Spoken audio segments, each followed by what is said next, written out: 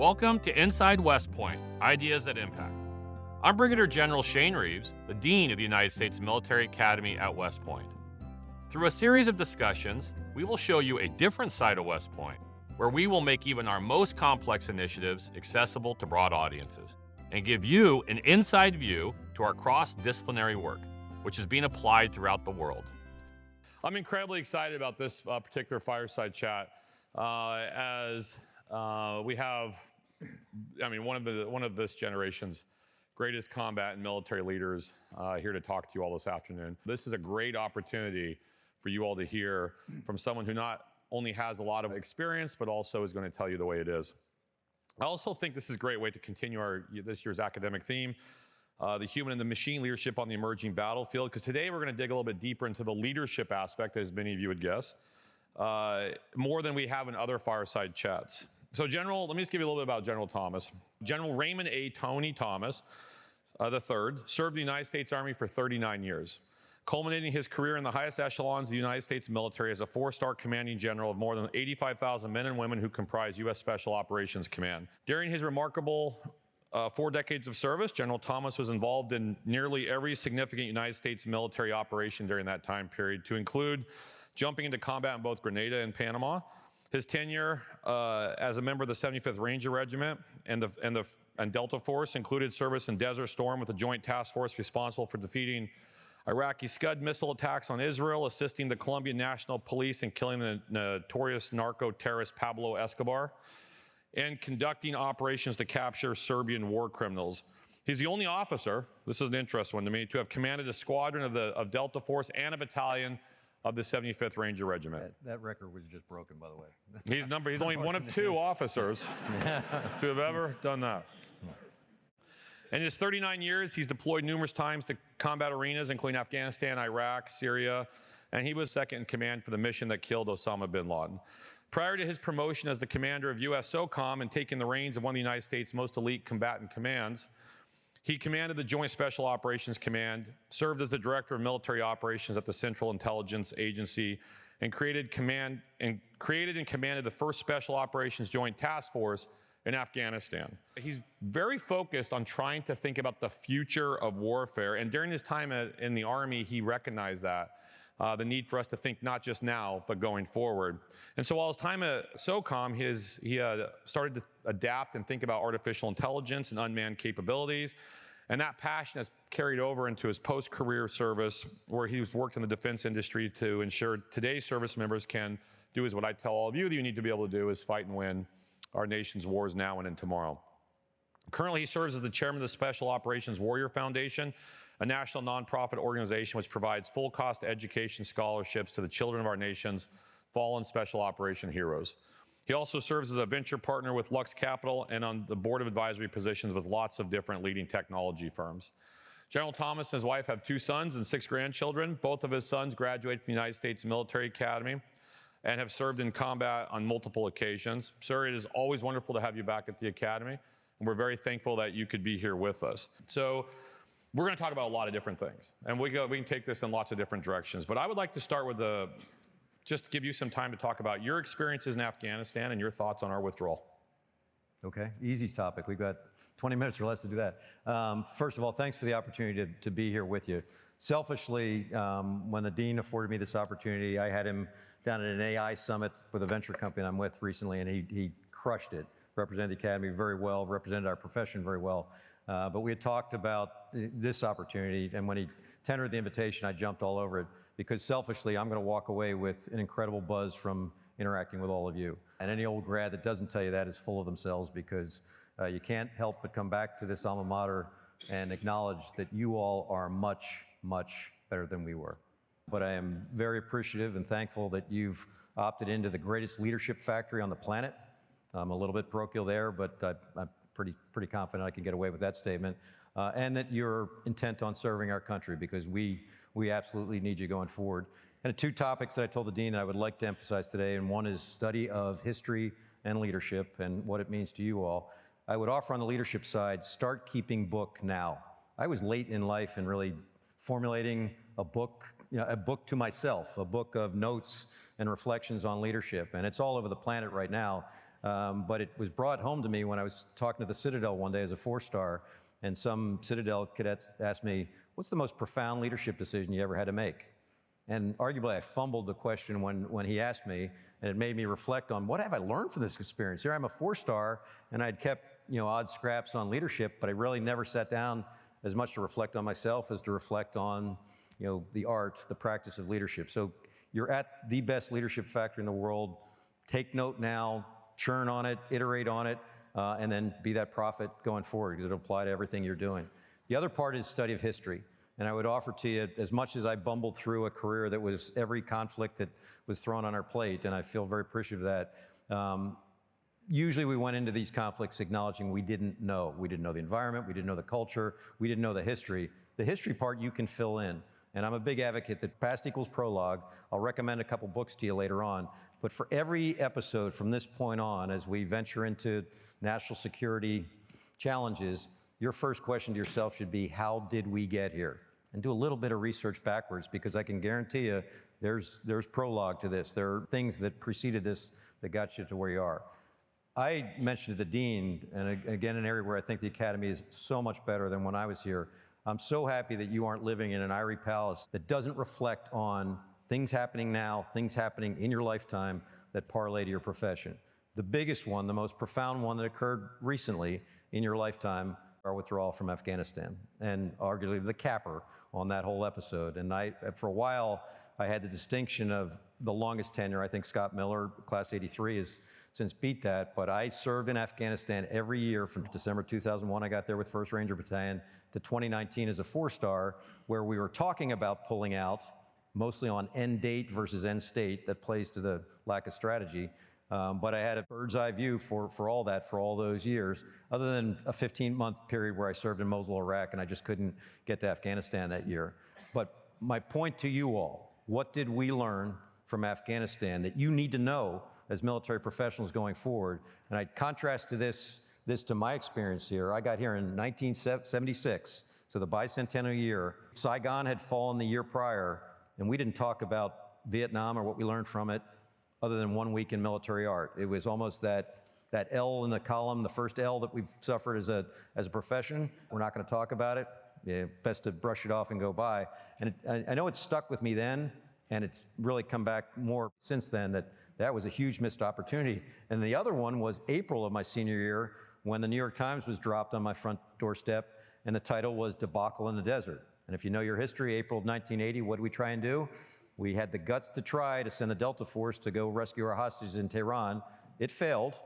8 service members were killed. It actually was the start point for the foundation that I run. We've now put 560 kids through college, full rides, from the very humble start of let's take care of the kids who survived. It paralleled my career for the next 40 years. And, it created units that I ended up commanding, 40 years later. My point to you, be a student of history now and into the future. Afghanistan, very quickly, I wrote an op-ed on this that I gave to Tom Friedman and a couple others. They said, really good op-ed, way too long. And I said, I'm having difficulty distilling 19 years of experience down to a Wall Street Journal op-ed.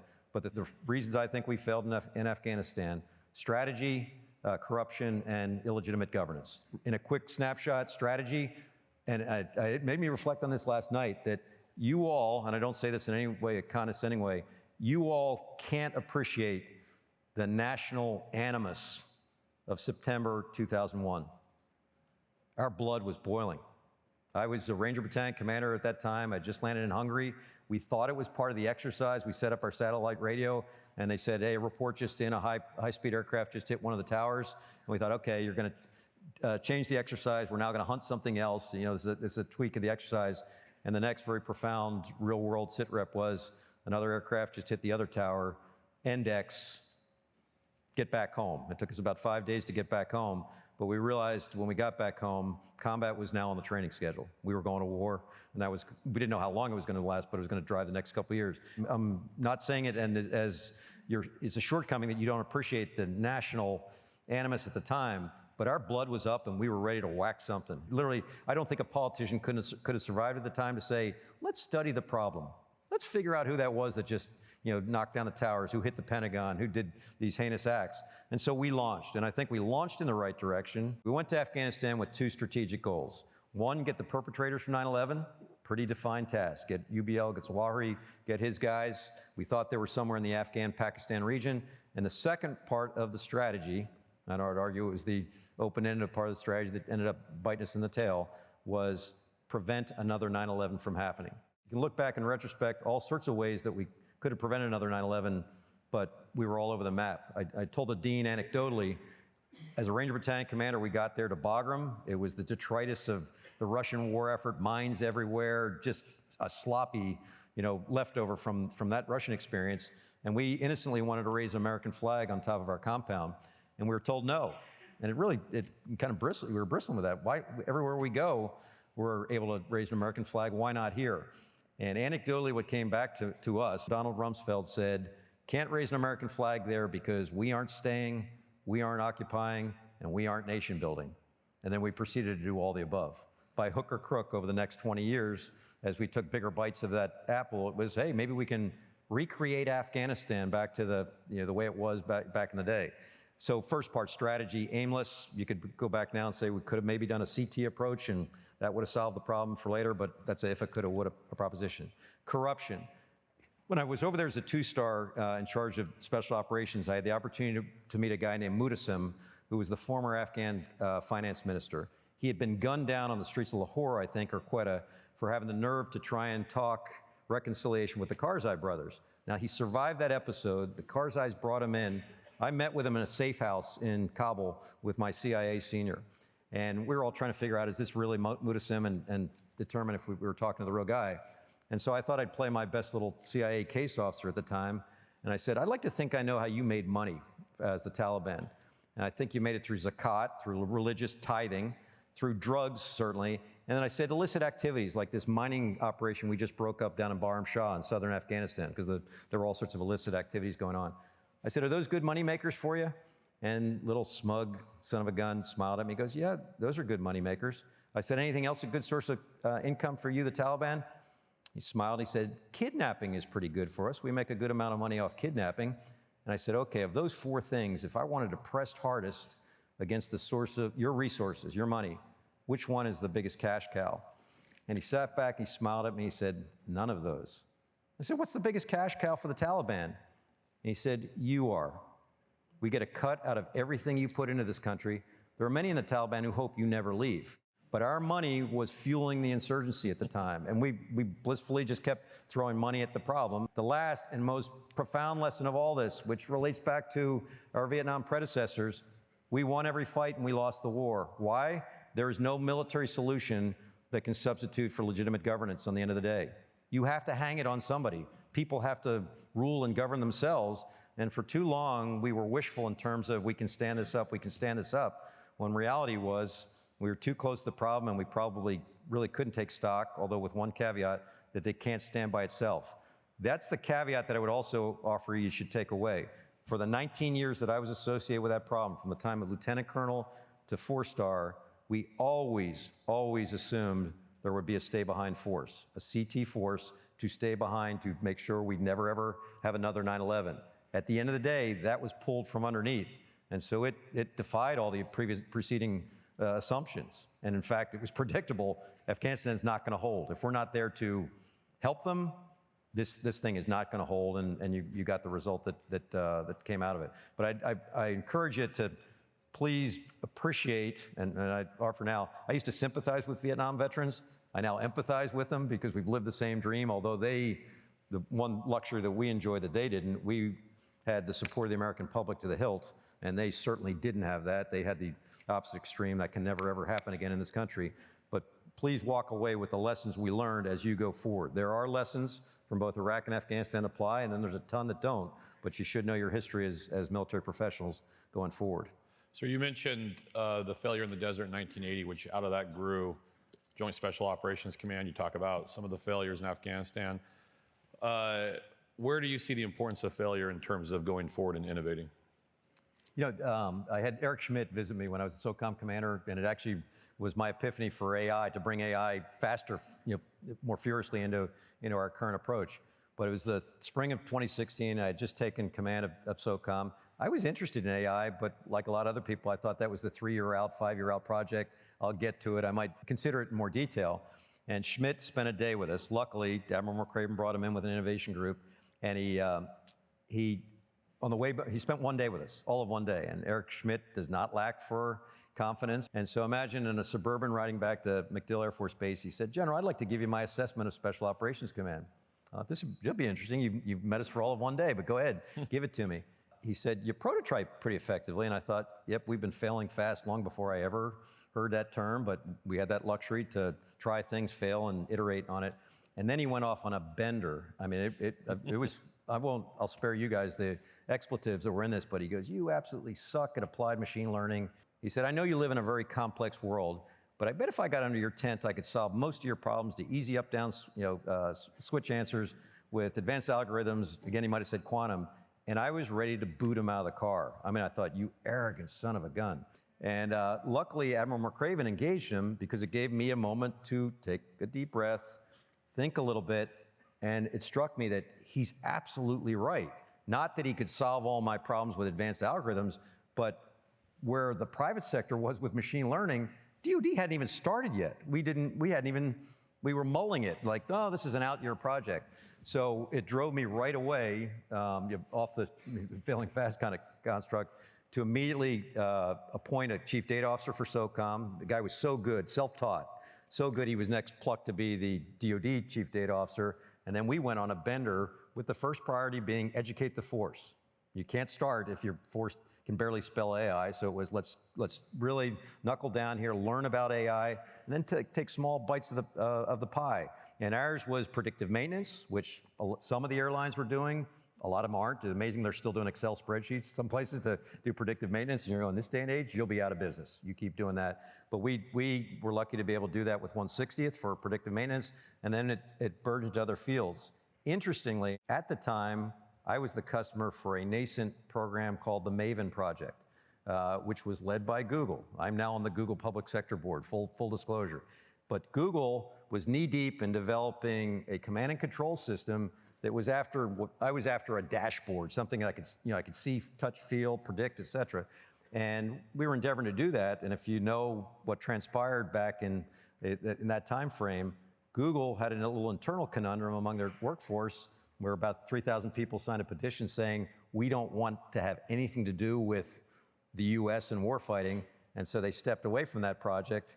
Google has now had their kind of epiphany internal to the company that we do want to be part of American national defense. We are coming back, but it began a whole cycle going forward of really aggressive applied AI. The challenge that I think you're going to have going forward is you are so AI conversant and so used to unmanned. I mean, I've watched what you're building now. I get all the kind of the West Point media stuff. He sends me a ton of stuff. I'm inundated by everything he sends me. But talk about a contrast. My weapons systems engineering senior project, we took a Jeep apart and we put a Jeep back together. Think what you guys are doing now for any number of courses out there. You're cutting edge technology. The Academy has adapted that hey, we can teach you all sorts of arcane things that you'll never use, or you can be right on that cutting edge where you'll go out and do it. The challenge for you going out in the future is your senior leaders are not as comfortable as you are with any of that stuff. Some of them can barely spell AI. Some of them, and this is the most entrenched obstacle you're going to have out there, tank drivers, ship drivers, pilots, who are so entrenched in the manned approach to doing everything, manned crewed approach to doing everything, that they're going to push back at every level for why would we go unmanned?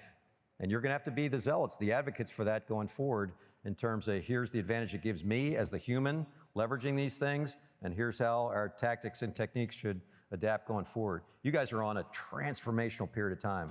I'm so excited for what you have right outside this institution as soon as you get out there in terms of what I think is going to be a revolution in military affairs. I feel very comfortable saying that. Usually we're hesitant that, hey, is this the evolution of the machine gun? Is this, so much more than that, so much more powerful than that, and you all will be the leaders in that mix. But your challenge will be with a bunch of senior leaders who didn't grow up that way, are not necessarily comfortable that way, and you're going to have to get them comfortable. So how do you see that revolution you just mentioned playing out as we talk about developing future leaders? Like how should they be looking to integrate technology into how they approach leadership, and not just in terms of communicating up to those who aren't as technologically literate, but also how should they use that to complement their own leadership style, and where should they rely on technology, and when should they rely on the more traditional tenets of leadership? Yeah, again, I think the point of friction is going to be the Army, the big green that you're going to join soon, and the way we've been doing business for a long time, and how we have to adapt in a hurry. This is not an out-year project. This is happening right now in Ukraine, in the Ukraine-Russia dynamic. It's happening right now in the Israelis and Gaza and Hezbollah and Iran dynamic. It's happening, maybe coming to a theater near you on a timeline that some of us might be underestimating relative to a conflict with China. So it's not a we have time here. So there should be a little bit of friction there in terms of the speed of adoption, but it can't throw the baby out with the bathwater. Amateurs these days will say drones are going to replace everything. Not true. I'm a chairman for a drone company that just won the Army's MRR contract with Anduril. Anduril is this other company that you probably all know about. This little company came out of Drone Racing League that I'm with, is now Precision Drone Works, and has merged with Anduril to provide the Army a solution. But that's just the beginning of what should be integral to every squad, platoon, company going in the future. And you all are going to drive that train. What do I need to make me better, to close with the enemy, to develop the situation, to do whatever your mission set is? But again, where I think you've got an advantage, you're used to just bringing in what's the latest out there, bringing it on. Both corporate America and DoD is having a hard time taking the plunge time now with how fast technology is emerging. They need to jump in now and iterate instead of, I'm waiting for version 3.0, 4.0, 5.0. You're missing movement. You're not getting there. The good news, there are some storefronts where this is really developing very robustly.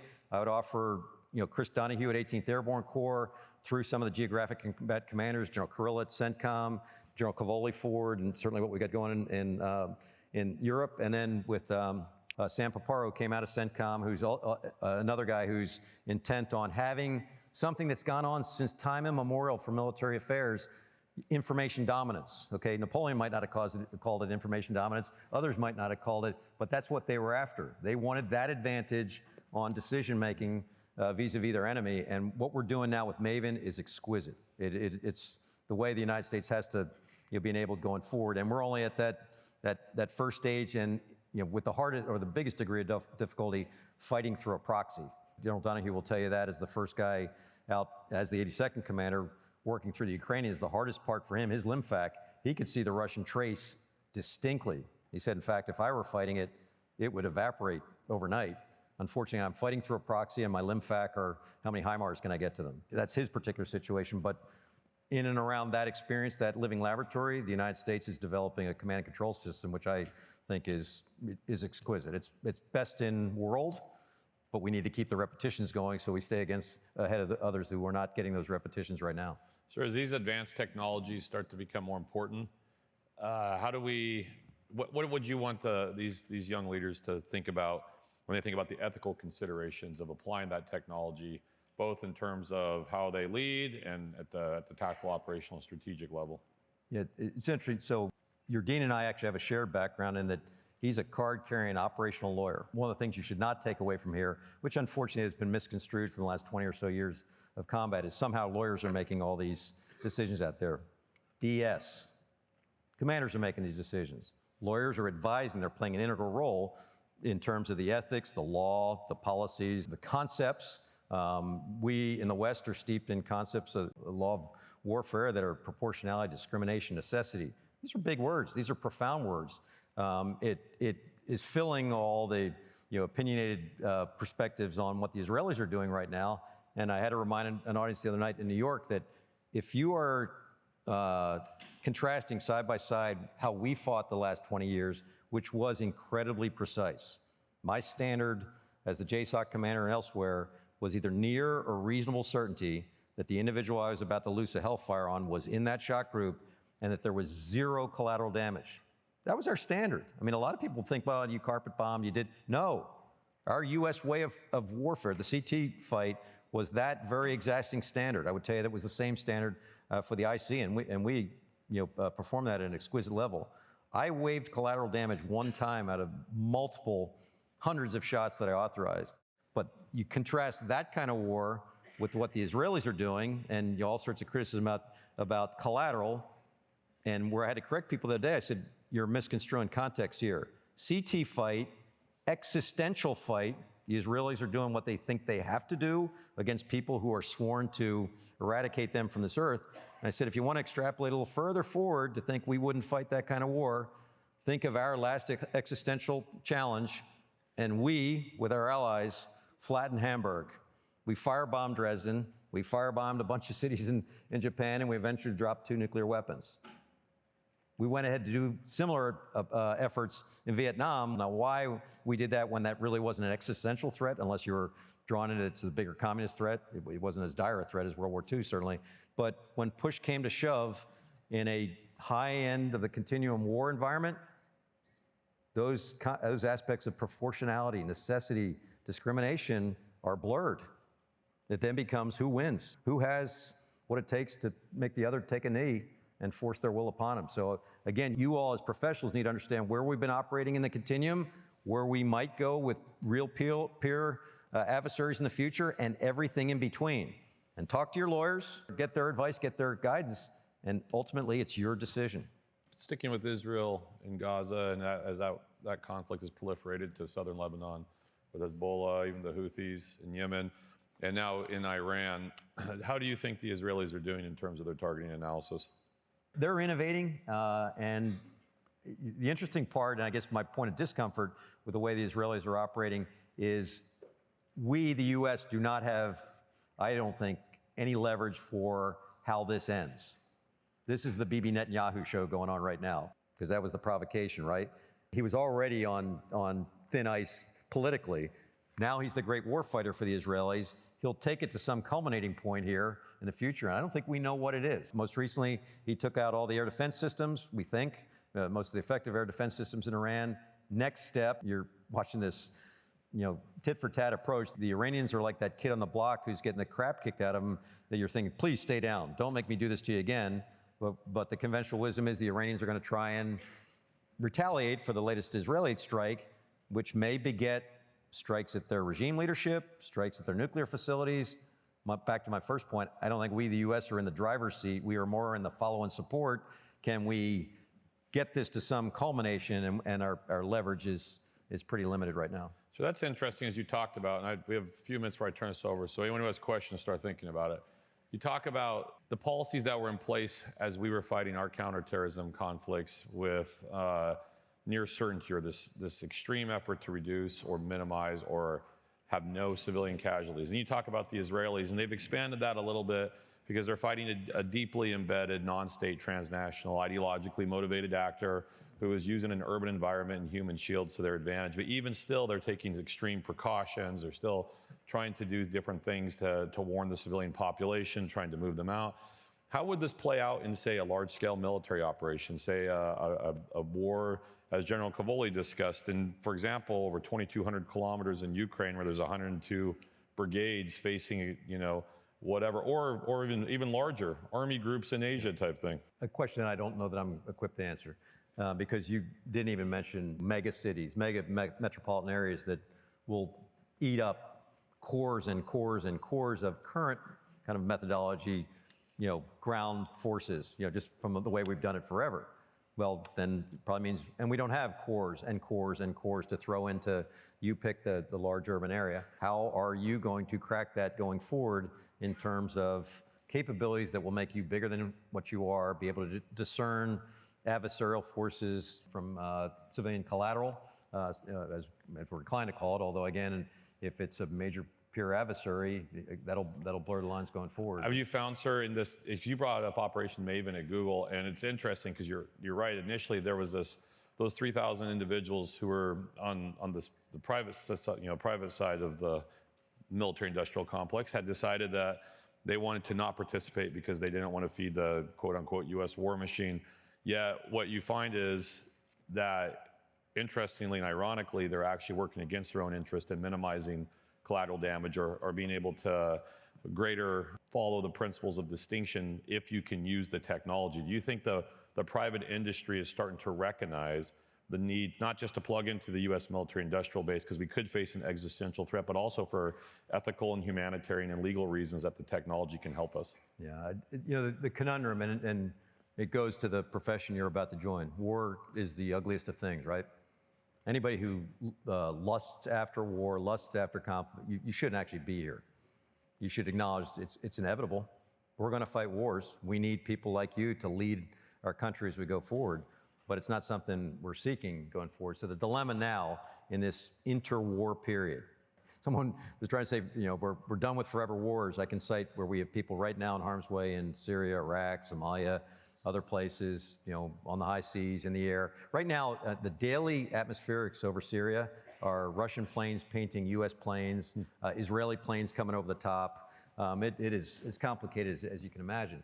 But as we're in these interwar periods, it behooves you all to, again, go to school on what we learned, but really aggressively apply it to future conflict in terms of how are we going to deal with that kind of dilemma, that kind of environment, because we haven't fought that kind of war lately. We were prepared to do it when I first graduated from here, and it was a bipolar world, and the Russians were the threat before the dissolution of the Soviet Union. And we parked a lot of that core capability and that core approach and perspective.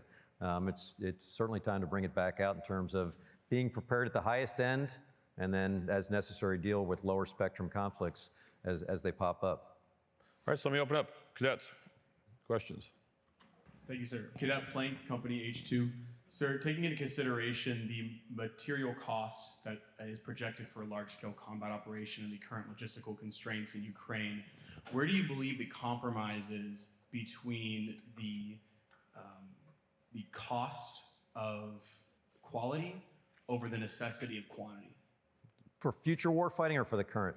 For future war fighting, yes, sir. Yeah, I'm from the school of thought that mass has a quality all to itself. And if you think of a peer adversary, mass will matter.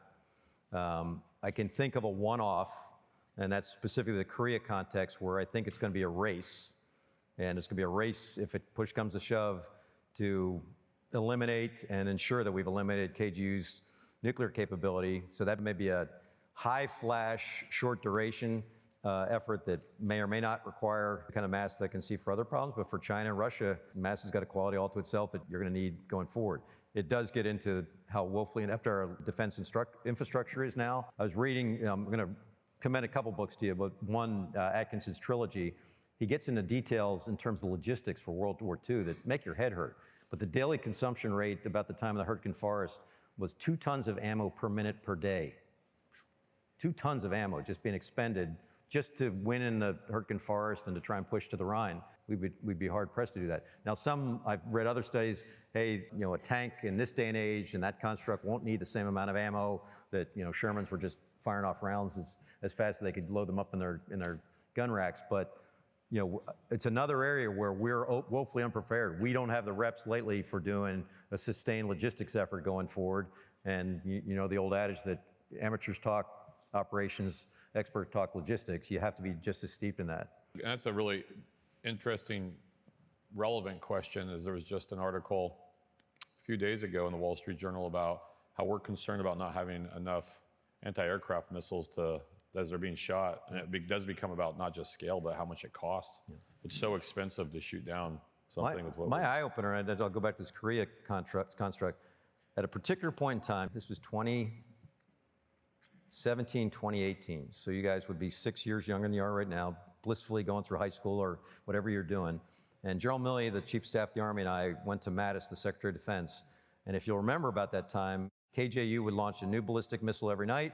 And we're just watching this thing going, what's going on here? And we went to Mattis and said, in a busy world, how ready should we be for the war, for potential conflict with Korea? And Mattis, in his typically dramatic style, said, you should be more prepared for war every day, and you should treat every day like it's the last day of peace on earth. Are you ready? And so when the Army and we at SOCOM started pouring into this problem, minor detail, the Fight Tonight bunch on the Korean Peninsula at the time had 1 day's worth of ammo supply. That was a lot of ammo, but that's all they had on the peninsula at that time. So the Army went to great pains to stock ammo and actually get ready for a war footing, which luckily dissipated over the Winter Olympics, and it's somewhere on hold right now. But what is KJU doing right now in this weird world? The world that you've inherited, my sons used to tell me that, Dad, you had it so easy. You lived in a bipolar world. You had the Soviet Union and us, and a couple brush fires on the side. You have a world right now that has a true convergence. Bush talked at the axis of evil back at 9/11. I think he was premature. It was random. It was Iran, Iraq, and Korea. They had nothing in common at the time. You have a world now that is China, Russia, Iran, and Korea working together, sending troops, sending ammo, providing money, buying oil, sustaining each other with one common adversary, us. It's not natural. In fact, in my lifetime, Nixon and his administration played the Sino-Soviet fissure expertly and broke them apart because they're not natural, brothers in arms or bosom buddies that, as Xi Jinping and Putin refer to each other. But that's what we have right now for a construct going forward. Are you ready to fight them tonight? I don't think we have to go to war with all these people. We don't have the luxury of, you can't assume it's not going to happen.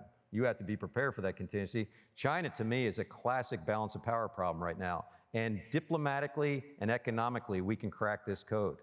Right now, in your lifetime, what's happened is a convergence. While we have that convergence of bad guys with us as the focal point, and I would not have predicted this, Japan back big into defense spending, realizing that they've outsourced defense forever. They want to be more viable by themselves, and they're now authorizing a new 4-star army. Their connection with Korea better than it's ever been, despite some bad historical baggage there with some combined threats.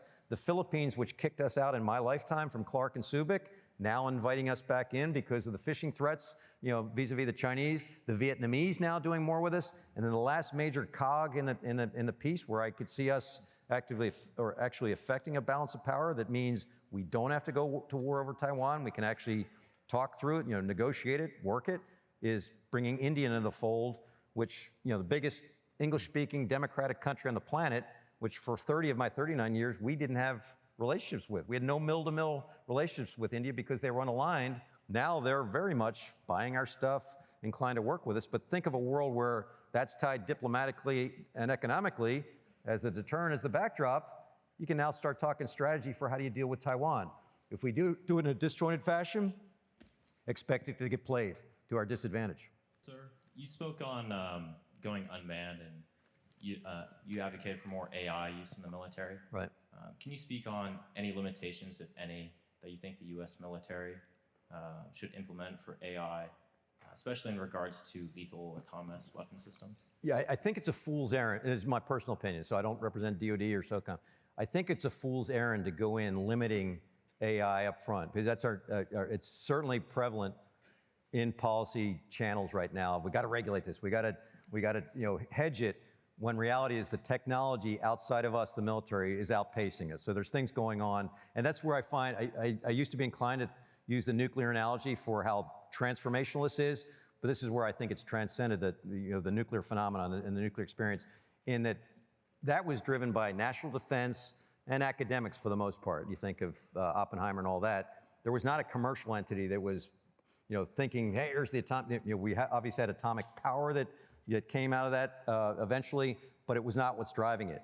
Now you have the commercial world driving AI. The genie's out, and our adversaries are actively seeking it as well. So I pushed back initially at the regulate the limits. I think a more constructive approach is, let's iterate hard on this for how and where it might be applied, with an eye to the other thing that's the cause of so much anxiety. Where and how is the human in the loop, on the loop, part of the loop? I can paint scenarios for you where the human will be the weakest part of the loop, and that you better, delegate or enable AI capabilities in a really compressed situation. There's two examples I'd offer to you. Historically, 1988, the Vincennes in the Strait of Hormuz. If you know this story, you know that, and I'm by no means criticizing the captain and the decision he made, but as he was sitting there performing a freedom of navigation mission, among other things, he had an inbound aircraft. They interrogated it. One night I was on a CV-22 coming out of Yemen, and we couldn't talk to the Navy ship. And I thought, oh my God, I'm going to eat the same sandwich that they did. But he interrogated this aircraft, which was an Iranian Airbus. They couldn't respond, and he, in the moment, driven by concerns for the welfare of his ship, his crew, launched a fateful strike on that aircraft. It was an Iranian passenger jet, 236 Iranians, plunked into the water.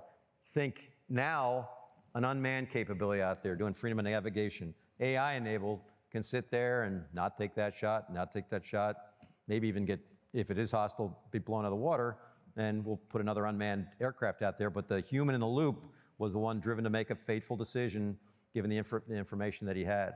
DARPA dogfight. So you talk about unmanned. So if you guys want to check something out, it's a 4-hour video. You can Google it. DARPA dogfight. The Air Force, to their credit, back in 2017, essentially said, come fight me. Bring your best AI capability, come fight me. It'll be my best Top Gun weapons school graduate against whatever you can throw at me, bring it. And it actually was a female-founded and led corporation, I forget the name, it starts with H, that won out in the competition to put their AI-enabled unmanned capability against this manned capability. It's almost a little sickening, because I'll cut to the chase. 4-hour video, go to the last 10 minutes. The last 10 minutes are 5 dogfights, and you watch a fighter weapons guy in a chair, just desperate to keep up with this unmanned capability, comes at him and kills him every time. 5-0, the machine wins. Now, the interesting aftermath, and this is 2017, this is 7 years ago, and the Air Force is starting to mosey on in terms of the CCA program, where they're going to have drones with a human lead as the flight lead, and then drones accompanying all. In this case, the aftermath, the Air Force said, boy, that was amazing. We did learn some hard lessons there, but the machine was inclined to do suicidal tactics. We would never do that. Do you want your kid in a future fight going against something like that, or can you acknowledge that that may be the way of the future, with man or woman at a ground control station controlling those assets and not being up there in a fighter going, do that voodoo that you do, Mav, get on top or whatever it might be. That's our future fight. I'll give you another example. Aircraft carriers, think of it. That's how we fought forever. And I've spent a lot of quality time on aircraft carriers. The best power projection platform you could think of. But it begs the question, with an $860 billion budget that will go to $1 trillion here with the rate of advance over the last couple of years, $1 trillion for defense every year, are we buying the best tools, the best capabilities, the best AI possible to make you as lethal and capable as you need to be in the future?